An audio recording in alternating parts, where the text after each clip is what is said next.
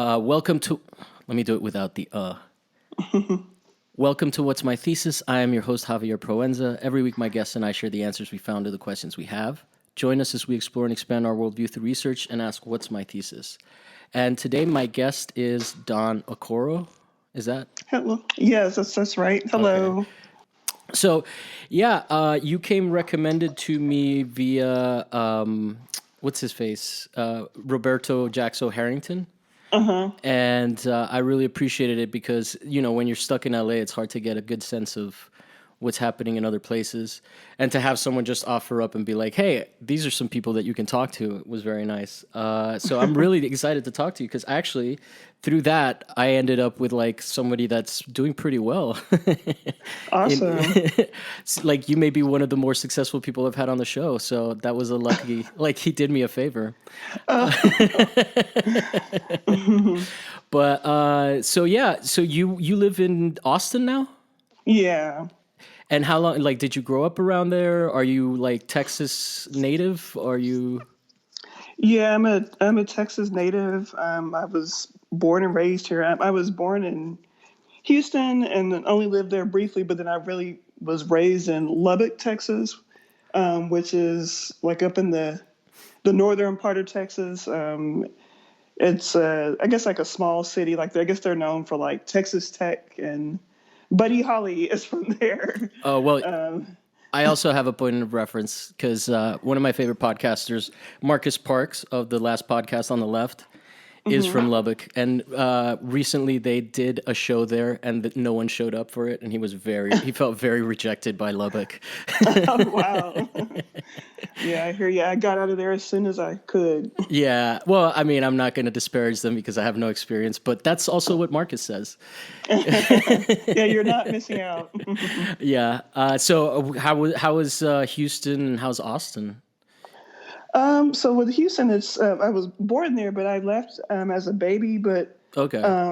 I ended up long story, but I did end up moving back to Houston as an adult for like 3 years. And I like Houston as far as like their art scene. Like they have a much more established art scene, and it's more culturally rich, I think, than Austin, which is where I live now.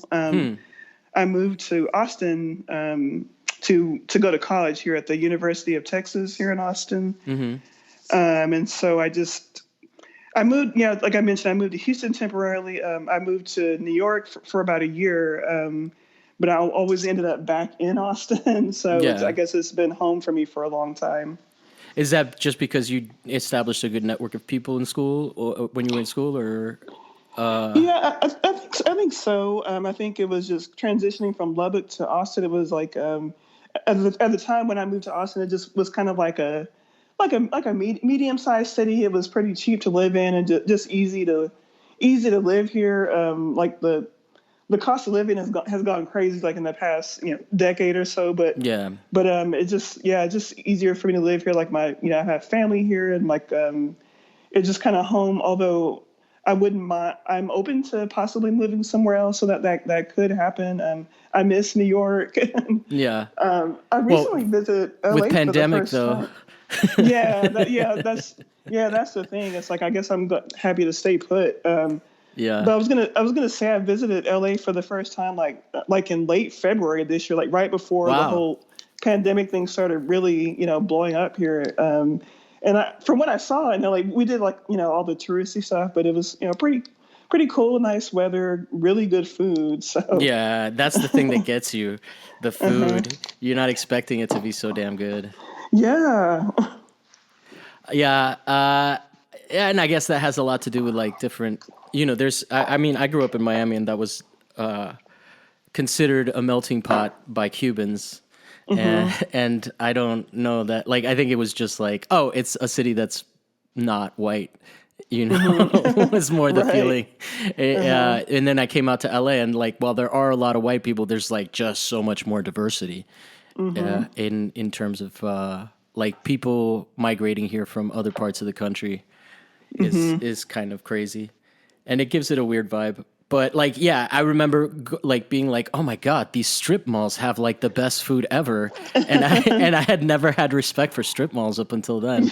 They were always like in Florida. They were always like animal clinics and shit like that. You know, like stuff that like if you were bored and you were stuck like walking through one, you would just not have like anything of interest. But you said something that kind of caught me off guard, which because I think traditionally we think of like, you know, Houston more like a Texas city, whereas Austin is like not Texas, for better or worse. Like, you know, what the broad opinion of like a huge part of land. But you said that Houston was more culturally diverse.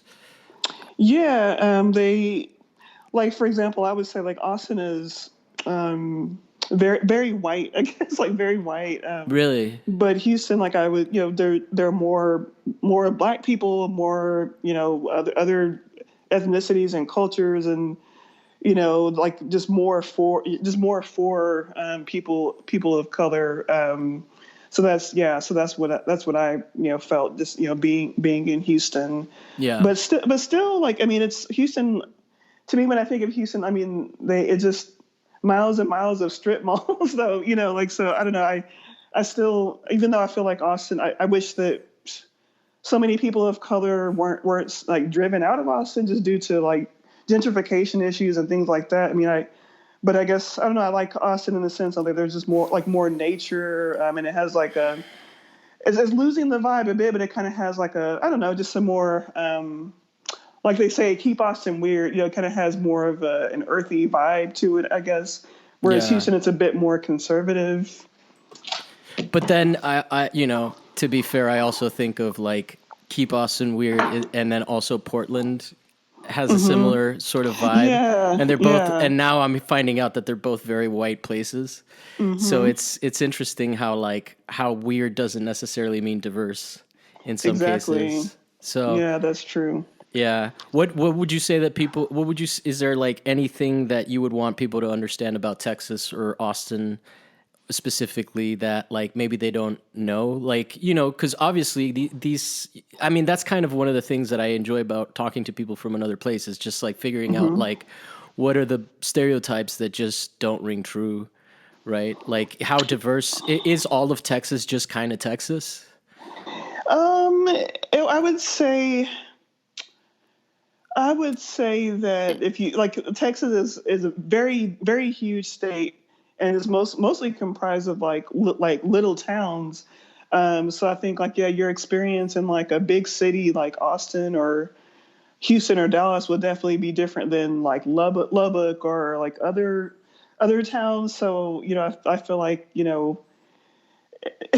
I feel like even like obviously like even politically it's like a lot different in the big cities than like the smaller towns. Like it's very mostly red. So Yeah. I think like your experience in Austin would definitely be different than like the majority of being in the majority of Texas. And one thing about Austin is like when a lot of people come from out of town to go to South by Southwest, and it's during South by is during like March, and like it's beautiful weather here. Like the flowers are starting to bloom, so people like, and then like there's all the additional music going on the streets, and then people that from out of town are like, oh, I like it here. I could get used to this, but like a warning, like if anyone's considering moving to Austin, like come in like come now like July, August, or September and see see how you like the weather, because it's like just really humid, triple digit heat. And yeah, like and it's not definitely not as cool as during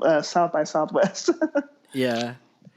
You guys also have like a very nicheified hip hop scene too, where like Bun B and Pimp C are from there, but like I don't really hear too much. Like there's always like it always feels like Texas rap stays underground in a weird way. I don't know if you're at all into rap, but Yeah, I'm not sure. I'm not sure what's up with that. Like, yeah, there was that time period, I guess, like in the, oh no, maybe like the late '90s through the mid 2000s, where like, I guess the Houston scene was kind of getting more yeah, national attention, and it's kind of funny that you mentioned that because like lately, I've been listening to like some DJ Screw just because it's just Yeah, just really really chill.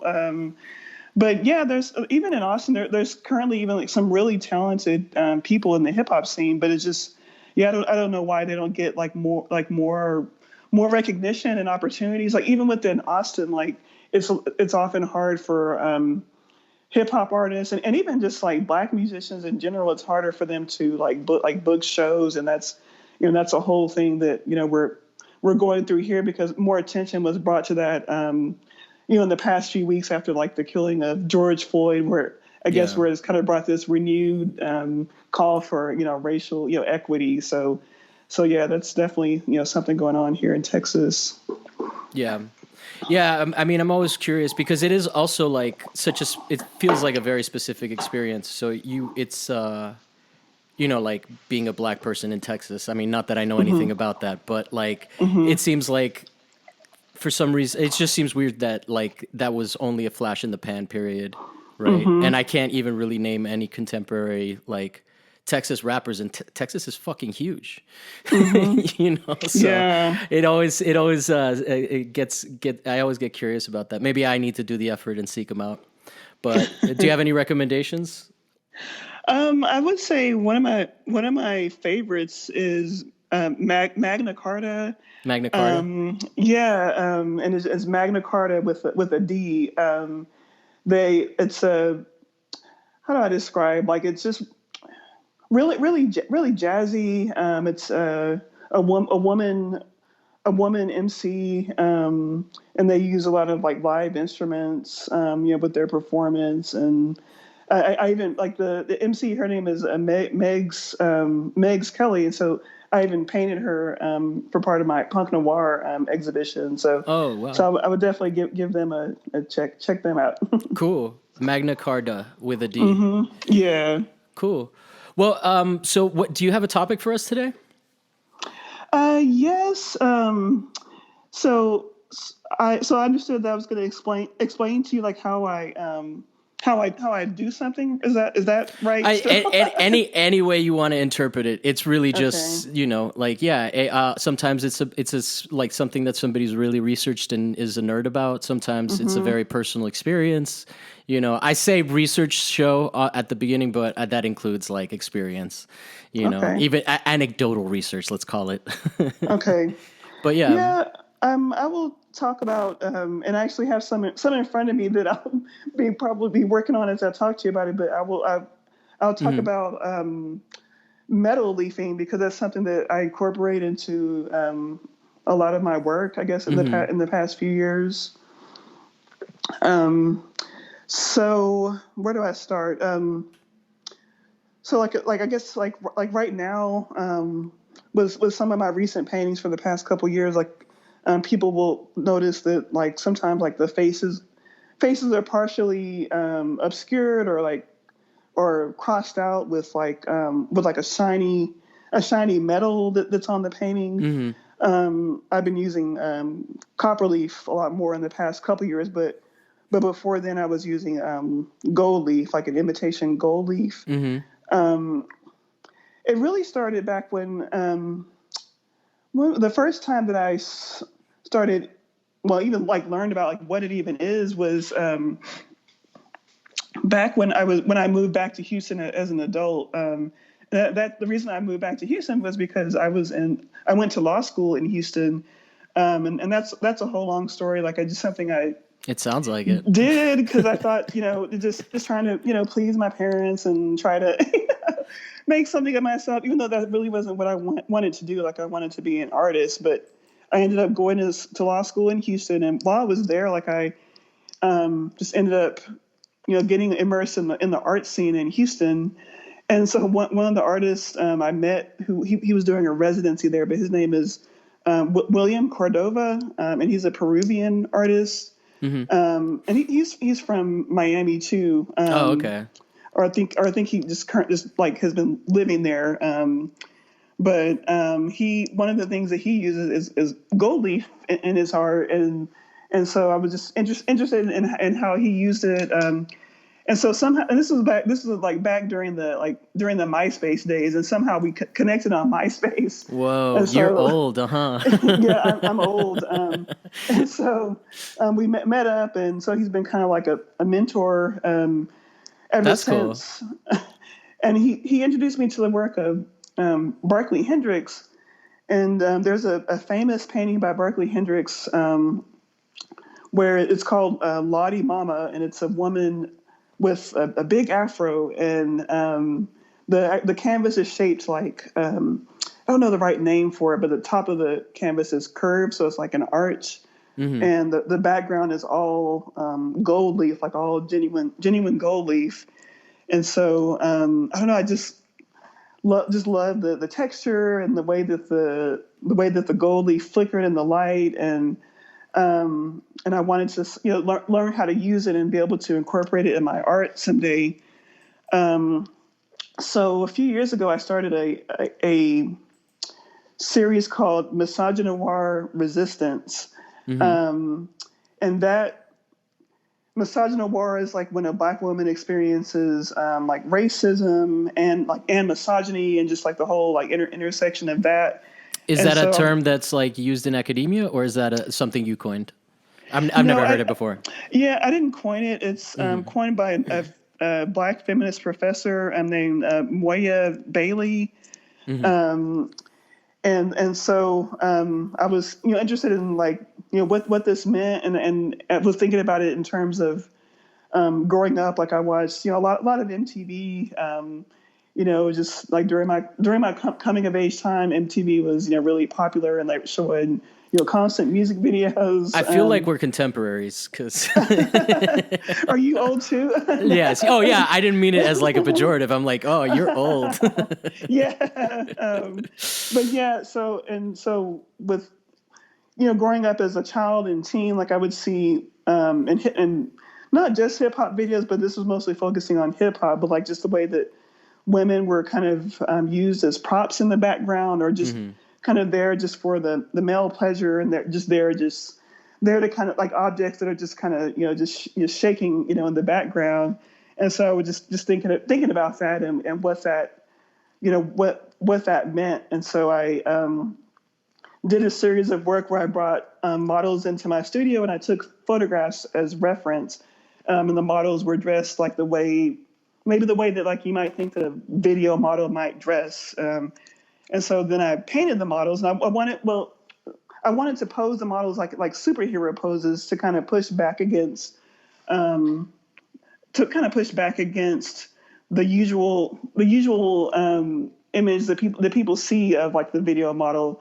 But then when I went back and looked at the photos, like the models were, to me, they still kind of it was still so much of like that sex kitten feel, that I wanted to find another way to push back against that. And so I got some inspiration from another artist named Gary Simmons, who's from Brooklyn, and back in the early '90s he did.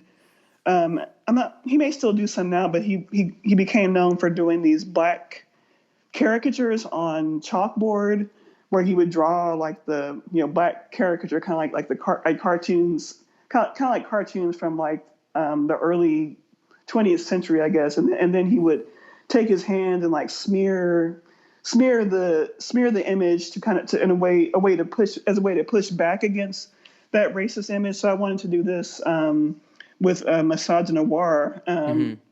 So what I did was, for some of the paintings, like I painted the piece, and then I just kind of took another color of paint and just kind of scribbled out parts of the piece to kind of push back against Misogynoir. But I decided to then experiment with gold leaf. So what I did for my next series, which was called Deconstructed Vixens, and it was still focusing on like the idea of like the video model, the video girl. But for this, what I did is I did shoot some of my own models as reference, but I also took some images that already existed of real video models. So like promo shoots that they may have had, or posing for like an album cover. Is this the stuff that you're currently working on, or is this leading up to what I'm seeing on Instagram? I guess it's a little bit of both. Okay. So with this Deconstructed Vixens, like I was thinking about how thinking about gold leaf and how gold leaf is been something that's been used for centuries. And from what I read, like it started like in ancient Egypt and Really? It goes back that far? yeah, and it was to use gold. It was gold was considered sacred, and so what I wanted to do was paint these video models and then surround them with gold. And also when I did this, like parts of their bodies were obscured, like a lot of the face was obscured. So just trying to push back against misogynoir, but also holding, presenting these women as sacred, even though they're used like as props in the background. So I was trying to bring them to the foreground. So the paintings are like about 12 by 12 inches, and the background is almost all gold leaf, and then but parts of them are obscured. So I made about So you paint over the gold leaf too? No, usually No. the Okay. gold leaf is like the last Top layer. part. Okay. And just so that to like get better acquainted with the materials, since we're focusing on it, it's so how do you adhere it to so I know, I mean, it's also like seems like something that's not easy to work with. Which sparks my curiosity, like as to how you actually apply it. Like, is there an adhesive that comes with it? Is it adhesive backed? Yeah, that's a good question. It's so like as probably know, the gold leaf is like or any kind of metal leaf. It's like really a really thin, paper thin, like extremely thin, fragile piece of foil, basically. And I get it, and like it comes in like a booklet of booklet of sheets, I guess, like with, and in between each piece of gold leaf is I guess like like tissue paper. And so like super fragile, so like even you could touch it and it falls apart. And so that's something that I always was trying to figure out. So like, I reached out to my mentor, William, like how do you attach this stuff? How do you use it? Because when I first started using it, I started using a while back when I first ever experimented with gold leaf. I would put it in wet paint on the canvas, and so it seemed to stay that way. But I wanted to use it without doing like the wet paint, and use it in a way where I could use more of it. And so there's something called adhesive size.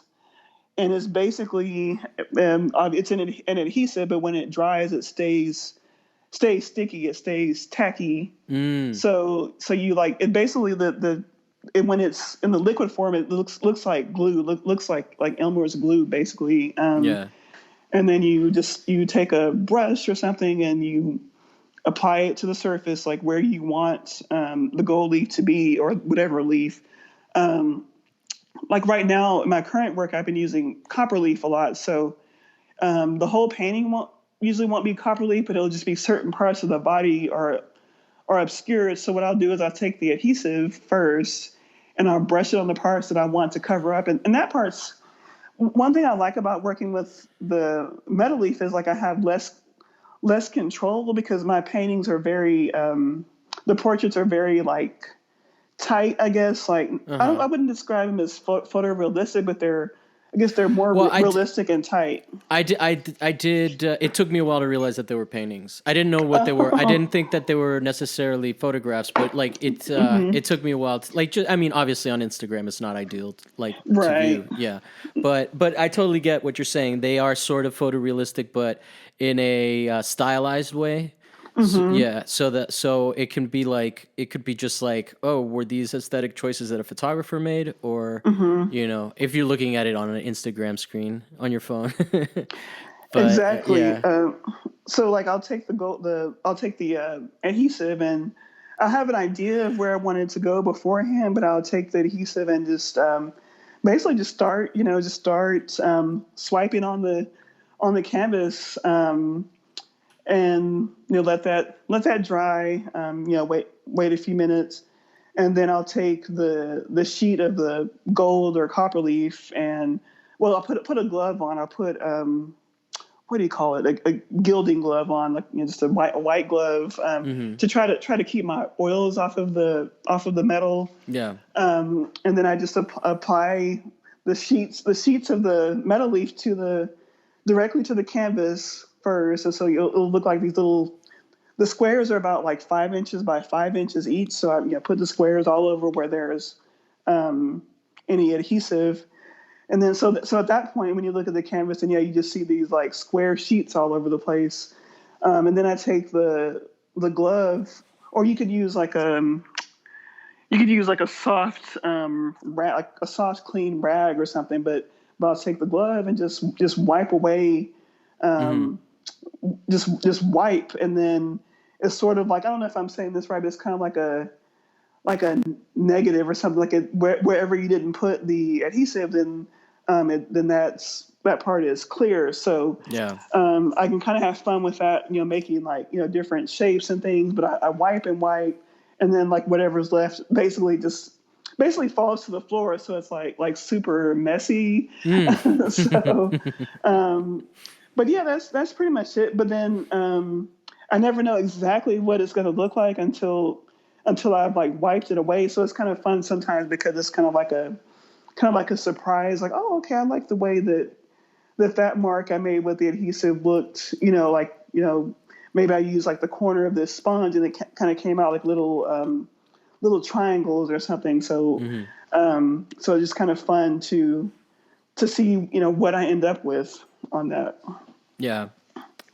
And so you were talking a little bit about the history of gold leaf. It goes back to Egypt. Is there more stuff there that it's like, as you're working with the material, you've become more interested in, or is that like, because it's a unique material, and it is sort of, I think the fact that it's delicate is also kind of a usage barrier. Like you sort of have to commit to gold leafing the same way that you would like commit to oil painting, kind of almost, like it's such a specific skill set. But but yeah, I'm interested in like in a little bit more of that. I mean, unless you have another direction you want to take us, but in the idea of like, just because I'm also a history nerd, but like what does it symbolize for you beyond just shininess? Like why copper over gold over, is there platinum leaf? I've never heard of platinum leaf, so I don't think so, but it's possible. That would be interesting. After we get off this call, I'm going to look into it. I'll bet it's expensive if there is. I bet, yeah. And is it always imitation gold leaf, or is there actual gold leaf? There is actual gold leaf, and a lot of people do use it, and I may experiment with that later. I use the imitation gold leaf because of cost, really. Yeah. I mean, of course. Like it's like the real gold leaf is like, it's like really expensive per sheet, and that's the thing too. When I use the imitation gold leaf, I can kind of like, if some falls on the floor, if it breaks up too small, then whatever, I just sweep it and throw it away. But once I start using like real gold leaf, I probably need to figure out how to conserve it better get everything out of it. But I switched over to copper leaf partially because I wanted to use the genuine metal, and so the copper leaf is like a lot less expensive than the gold leaf, even for the real copper leaf. Okay. And also with copper, like, and then I started using the copper leaf during my punk noir series, and with copper, I learned that it is a good conductor of electricity. Like, I think maybe one of the second best. I forgot like what the first best metals that are like the best conductors of electricity. So when I put the gold leaf, when I put the copper leaf on and rub it, to me in some way, like, it kind of it sort of like symbolizes as sort of like a way for me to sort of feel like I'm playing with energy as well, because when I put the gold leaf on, especially on a huge piece, like a 12-foot piece or something, then like it's a very very physical thing. Like I'm having to like go, like walk from one side of the canvas to the other, like swiping, with my hand, like with a glove. And so I like the way that in my mind it kind of like it's sort of like playing with energy, because I'm trying to bring out like the spirit of the people that that are on the actual canvas. So and also yeah, I like the color of the copper leaf. It kind of, it's like just like gold leaf, but with like a, I guess it has like a tinge of pink to it. But one of the things that I'm encountering, like dealing with either copper leaf or gold leaf, is you have to realize that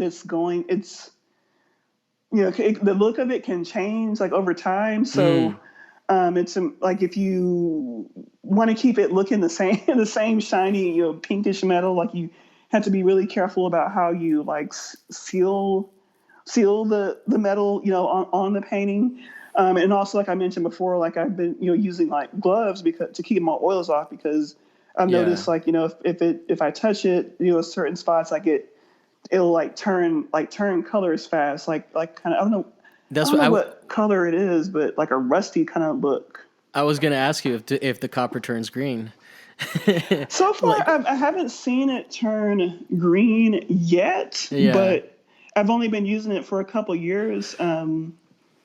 Most of the pieces, like I'll keep them like wrapped up in like plastic or something, and then I seal them beforehand. So far, the copper, as long as I'm taking care of the pieces that I still have, the copper seems to keep its look. But there have been some pieces that, like when I was experimenting it and I just kind of leave it out, like whatever, it definitely gets darker, less shiny, and I don't know. Some ways I kind of don't mind the color change.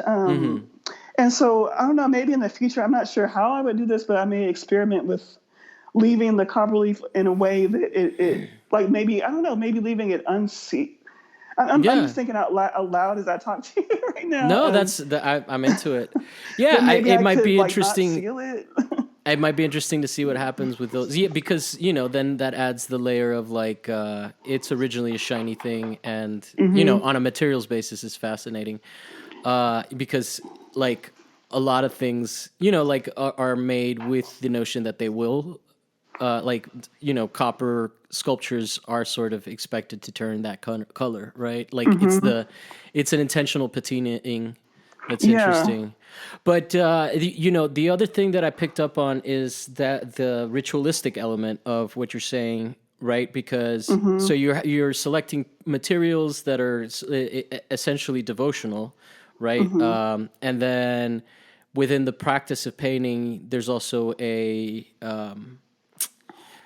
like it's akin to how santeros relate to dancing, where it's like a reverence for ancestry and stuff like that. In this particular instance, I don't think it's so directly about reverence for the ancestor, but rather like for the subject matter, which is part of painting anyway. So like to be so deliberate about it is interesting, right? Like if you're painting a subject, you are elevating them. It's like the cliche is like immortalizing, right?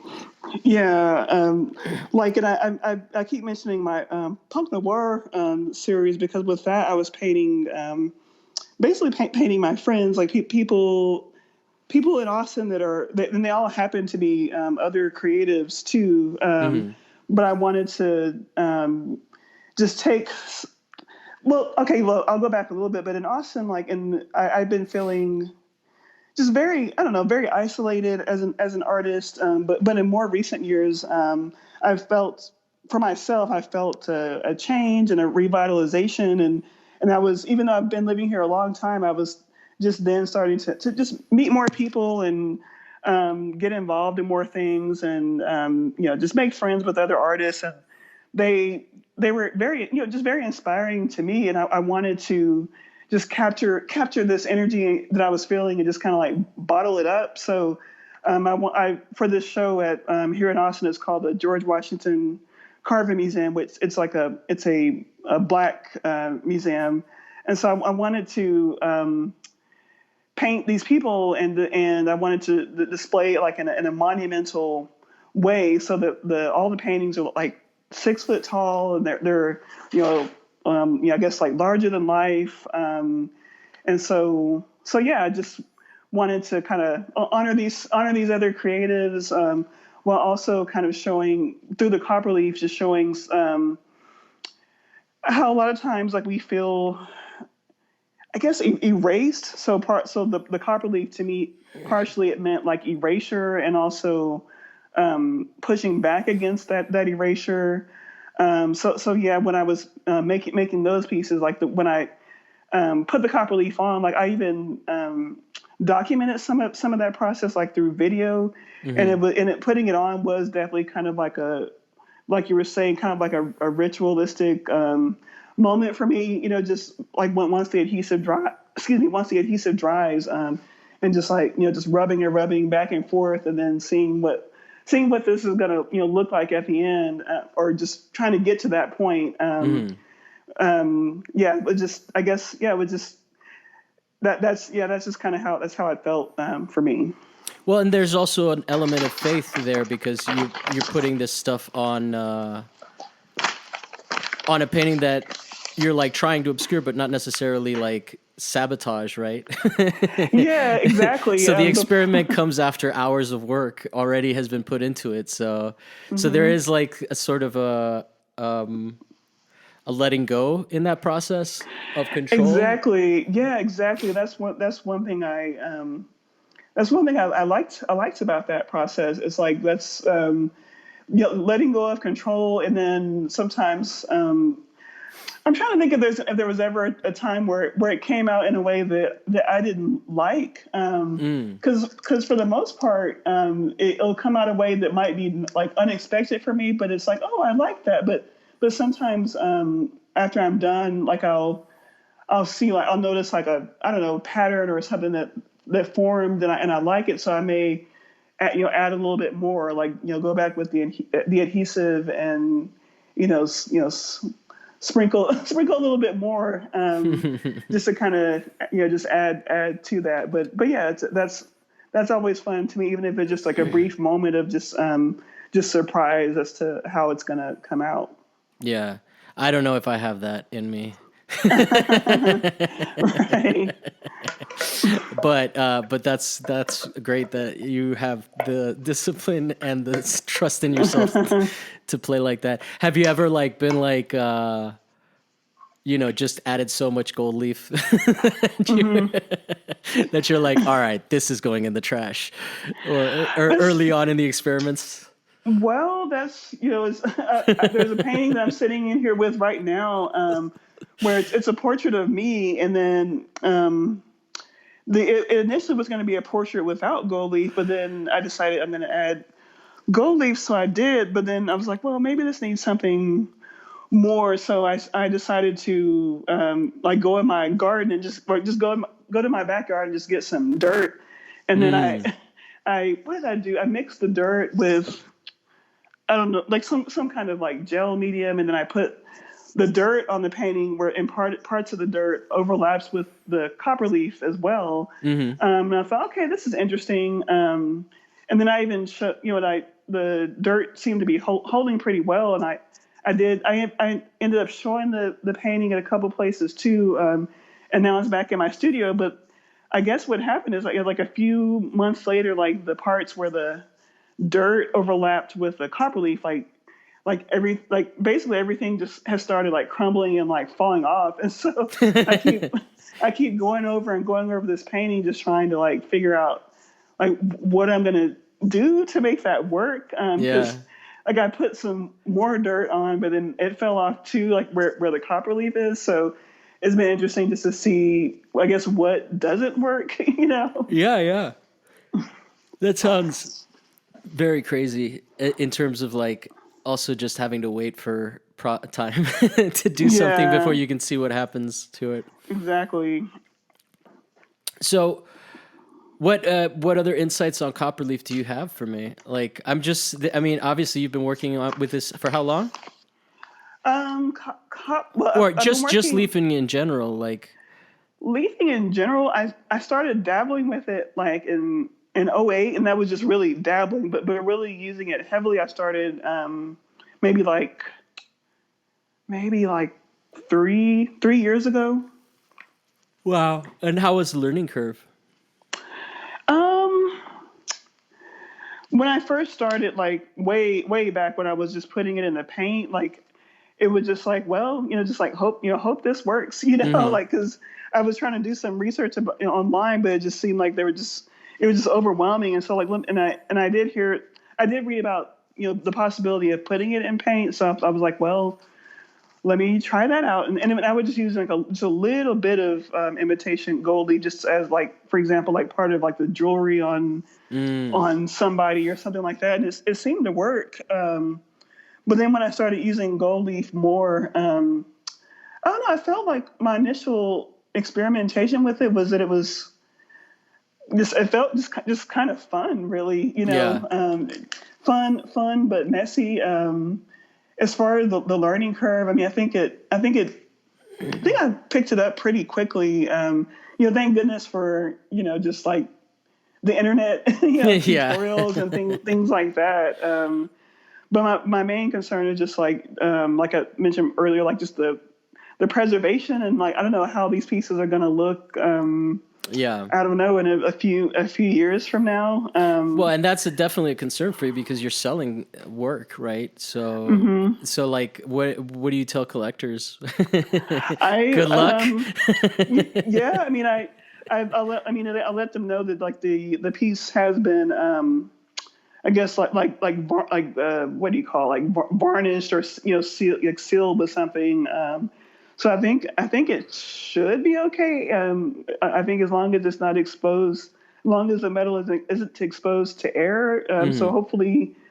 hopefully they'll continue to hold up. But other than that, Well, I yeah, can't just imagine that metal's going to be too sensitive to light, right? Like in like terms. what do you mean? Well, I'm saying, like it sounds like air would be the main, like oxidization would be the main Yeah, concern over like sun bleaching, right? right, exactly. Or Um, yellowing, yeah. So and yeah, it's that's. I guess if I haven't heard any issues so far, and the ones I have in my studio seem to be holding up. holding up. But yeah, it has only been like 3 years or so, 2 or 3 years. So So this like you're obviously having a moment of some success right now, and first of all, I've noticed that like in some ways you're not shying or like as someone who's visible right now, obviously in this moment with all the protests and whatnot, and especially because your subject matter is sort of tied into blackness in a I mean maybe I'm wrong, but it does seem like there's a lot of black women, especially when you're dealing with misogynoir and stuff like that, right? yeah. So what that must be like. First of all, I guess the lead in to the broader question is how long have you had this level of like not success but like interest in your work? Is this like are you represented by a gallery, or is this just something that's picking up now recently? And then also like I've seen you having opportunities to speak about like contemporary issues. hmm And what is that experience like for you as well? So I guess that's a two-parter. Yeah. Sorry. No, I The put a first lot on you. tell me what was the first part again? The first part is like, how long has this been a reality for you? The fact that there's interest in your work, that not only are you selling stuff, but you're also getting opportunities to speak. And like earlier in this conversation, you were talking about how you felt a little bit more isolated. And now so that seems like there's a change going on there, and I wanted to get your thoughts on that experience. Yeah, I mean, it's funny that you mentioned that because even earlier when we were just talking, you mentioned that you were introduced to me and you said something about it gave me an opportunity to talk to someone that's doing really well or something like that. And I didn't realize you were talking about me. Yeah. Because I mean, when you say that, it's like I don't know, like am I successful? But I guess like starting off as an artist, like I don't know, like I guess I had a certain vision in my head as to what that would look like, or what Success, what it would look like to be successful as an artist. Yeah, because like right now, like yeah, I still have to have my I still have my 9 to 5 job. Yeah. And then I try to fit in art when I can, and it's like really really difficult when I'm really busy with art stuff. Like. But yeah, I feel like it's been sort of, it's definitely been like a roller coaster trying to pursue art. Like my background I guess is not traditional, like as to what many artists have. Like I didn't go to art school. Like I studied other things. I'm down with that, by the way. Okay, yeah, I studied Hi. other things, and so I don't know. I kind of had to just sort of learn through trial and error, and just get help, when I could, through people that were kind enough to, I guess, serve as like a mentor. It does sound to some degree that you had more of a apprentice master sort of like traditionally. I mean, I know master is a charged word, and I apologize for that, but I'm speaking specifically in terms of like the Renaissance. Where like you had even with things like making pottery or like making utilitarian stuff, it was artisanal, right? Which is something that we're like longing for. But yeah, I mean, because the way you talk about your relationship with the Peruvian artists and stuff like that, and I find that is actually really enlightening. I decided that like art school didn't really make sense. So to hear you talking about how you've navigated your way into somebody that like you're like a legit artist as far as I'm concerned. Nobody needs to, you don't need an MFA or a BFA or anything of that bullshit, right? Like you're doing the fucking work and you've got the grind and you've got the desire to do it or the need. Yeah, the you know, need. but Yeah, then go ahead. that was an issue that I ran into, because by the time I really just well okay, I'm trying to think of where I'm going to rewind to.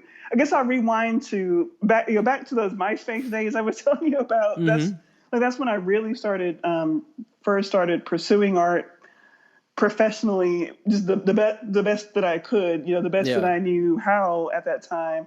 And it started off with like I didn't like, even in Austin, like I just was sort of just so disconnected from the art scene here, and I had no idea like how to get involved or how do you get your work into a gallery. So I just made a bunch of paintings and just had my own show. Like I had this show at a place that's like an artist run gallery where you pay a little bit of money and then you can show your work. And so like I did I put an what did I do? I put an ad in like our local we have the Austin Chronicle, which is like our newspaper that's sort of like the I guess like our arts and music newspaper, and just promoted it and had a show, and then somewhere in there I ended up going to law school, and like there were times in there where I just kind of felt discouraged and just sort of gave up on the art, because people will make comments like I've had someone years ago make a comment like, basically like, oh well that's cute, but when you get an MFA, then you can be a real artist, something like that. So it's really taken a long time for me to build up just the confidence to say like, yes, I am an artist, and my it takes a while, even if you go to school too, like part of school is like they try to make you they fuck with you. I think there's a cultish mentality, and one of the things that I want to point out is that I think one of the things that school does with you is it fucks with your notion of like what is high art and what is low art, and are you making commercial stuff and stuff like that. And it seems like you are making relevant work without any of the baggage of like, oh my God, should I be part of this capitalist system? Like, yeah, you live in a fucking capitalist system. Like I was, like I just, I respect that tremendously. And I think that, there is, to some extent, there's a monopoly on what is art education in a very real sense. And I think that, like, I think in general, part of the defund the police conversation really needs to be a defund academia conversation, which I did a talk on recently. That's interesting. But like, yeah, I mean, school is like super fucking problematic. It is for a lot of people, it's been sold as a gateway to class mobility, and I just think that it's gotten to the point where like that dream has just inflated. Like, if everybody has a fucking college degree, then college degrees become useless, right? Right, that's true. So it's fascinating to me from that standpoint. But I do want to double back, because I do think that this is an interesting point, because like you're saying, you're somebody who is just recently starting to become like, have this like exposure and have access to these opportunities. And when one of the things that I like about this show, and I'm kind of breaking the rule right here because I'm asking you this, but one of the things I like about the show is that like people get to talk about whatever the fuck they want, right? Like but I want to ask you specifically, like, what is that? Like, no one comes and asks me for my opinion, and I have my own fucking podcast, so I'm blasting it out all the time. So like, but that implies a lot of control over what I get to say and what I get to ask about, right?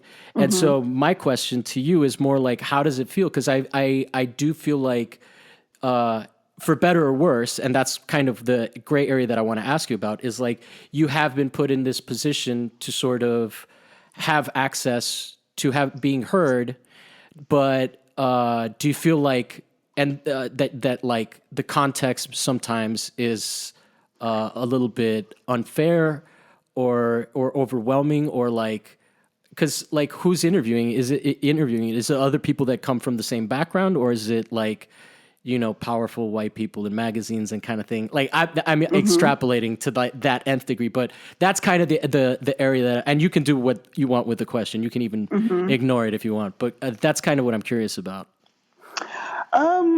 I mean, that's it's been interesting for me, because like it's just a weird year, for everybody. But yeah, it's just weird for me in the sense that the lockdown happened, like, I guess, or like mid-March or something, and I had all these plans for my art. Like, I was gonna I was touring my show Punk Noir. And so I was planning to bring a version, even planning to bring a version to like Lagos, Nigeria, and getting ready for that. And then like the pandemic happened, and so all my shows were cut short, even the ones that were happening. And then it was just, and my first concern was like, okay, like, are my personal needs, or my basic needs going to be met? Am I going to still have a job, be able to get groceries and toilet paper and all that, And so I wasn't even, I wasn't even in the mood to deal with art for a while. And it was just everything just went kind of quiet, just radio silent, I guess, like, cause I'm usually pretty active on social media, but like I just needed to be completely off and away from that. And it was just really quiet. And then, I don't know, I guess as it became like our reality, then I started to slowly kind of start dabbling back into my art again, doing some drawings. But then in May, the killing of George Floyd happened. And then, that sparked that, renewed call for, I guess, racial equality. And it's just been weird, because then, I guess more people were sharing the work of Black people, things like that. And like my work was getting shared more. And I guess like people were sort of, I don't know, finding some type of, I guess, relating to some of the work that had already done like in the past few years, and like sharing that. And I guess there have been some like writers or, people that were involved in, certain magazines that they told me that, and this more than one person had told me that they had seen my work already, had been seeing it for a while, but I guess recent events kind of gave them. I guess the recent events gave them a pitch, I guess, where it was an opportunity for them to be able to feature me, I guess, like in their publication or their writing. Mm-hmm. And you were asking who was interviewing me, and I was thinking back, and it was all from what I can see, it was other people of color. And I guess these writers now had a chance to, I guess, cover, more of these topics, because there was like, I guess, I'm glad that their publications were calling for, features on black artists, but I'm hoping that, that this is not just like, like a fad, or because it's just a thing now, because of everything that's been happening. So I don't know like where this will lead in the future, but I definitely felt like I don't know, just there were like suddenly like more opportunities after the issues with the Floyd killing, and I think too, like a lot, as you can see, a lot of galleries and art facilities are trying to figure out like what to do during the pandemic, but it seems like more places are starting to, I guess, figure out, I guess, how they're gonna, show stuff online or let people make appointments to go to the physical gallery. So I've been getting a few more opportunities lately, just because places are figuring out like what they want to do, I guess, for right now. Yeah. But I'm happy to I guess to have my voice amplified more now. I guess it feels. I feel like right now, like I mentioned that I'm working my day job, but I've been selling a lot more work recently. And again, I hope it keeps up. I mean, what my goal is to, save money so that I can eventually be able to quit my job and just focus on art, because I think I would be truly happier, in that sense. But yeah. But I'm not willing to do it unless I have a certain amount saved, because I've done like the whole like doing art full time without a job in the past, and it was like super stressful, like just trying to like worry about that. But I feel like it could be a real possibility for me if things continue for me, like they are. So we'll see. Yeah, that's interesting, and then also interesting when we could also tie in the fact that you don't have an MFA, right? Mm-hmm. And then and like how that is, like now you're an artist even without it, right? Yeah, it's crazy. It's I really appreciate your answer to that. That was super valuable, because first of all, I have a tendency to be a little bit more cynical about these things, but it sounds like there were like legitimate people who legitimately felt like they finally had permission, as opposed to coming from an exploitative place. So that gives me some reassurance. Yeah, exactly. Like it sounds like they had it. Well, how do I say? I mean, I guess from the sense of the actual publication, I don't know, like if the publication is like, we need more Black content now. I don't know. Yeah. But it seemed like the actual writers were coming from a genuine place. So I do appreciate that. And I'm working on some other projects that will, I guess, be seen like in the next few months. And again, I don't know if it has anything to do with like all the stuff that's been going on in America, but I don't know. Yeah, just glad to have these opportunities. And of course, these opportunities would come during the pandemic. Like I can't even like travel anywhere, and so that would be my luck after trying all these years. Yeah. Well, your work ethic is not in question. There are people with MFAs who are nowhere near the what's it called? I'm just gonna go with heart because there's a lot of fucking asshole artists. I get to meet a lot of them, indirectly or directly. But it's been a real pleasure. I'm going to go to work now and feel a lot more relaxed and less bitter at the world because you've cheered me up. And do you have some stuff that you'd like to promote? You are Dawn Okoro. And is that at all Japanese in descent, by the way? Sorry if that's a dumb question. No, it's Nigerian, but it's Nigerian. A lot of Nigerian names sound Japanese for some reason. But yeah. Okay. Well, yeah. Do you have stuff that you want to promote? Be sure to check out my web series on YouTube. It's called Life and Art with Dawn Okoro. So there'll be some new episodes there soon. Oh, awesome. Other than that, your Instagram? My Instagram is at Dawn Okoro, so I post like everything I have going on there. Mm-hmm. And then your website? okorostudio.com. Nice. Yeah, and I highly recommend people check it out. And I stand by my assertion that you are super successful. Thank you.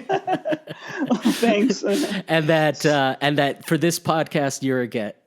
So thanks to Roberto. All right, I'll talk to you soon. I'll definitely have you back on the show eventually. I'm just right now I'm like mostly just trying to stay alive because I'm working 5 days a week again, and like I hear ya. After 5 months, like I am out of shape. Well, I feel like lately I've been even before everything, all the pandemic and stuff. Like I don't know, I've been feeling like something is calling me to the West Coast. So maybe someday I'll meet you in LA. Oh, with great pleasure. Yeah, I'll introduce you around, and there's some really good artist-run stuff here that you don't have to pay to be a part of, which is nice too. Nice. Like that's how big the scene is. There's just like people putting blood, sweat, and tears. I mean, I guess that's not true. I guess you do have like application fees for some stuff, like right. You know, like for running the space. But I don't mean to like disparage that approach. But, but there are some like hardcore people that are like out here that are like, that's a vanity gallery. You know? Yeah, I agree. And so I don't want to. I want to acknowledge that that criticism of that stuff exists. But hey, whatever gets you where you got to go, man. Like you know, you're definitely not paying to play now. People are paying to play with you, so that's mad respect. Thanks. All right. So I'll talk to you soon. Okay. Okay. Bye. Bye.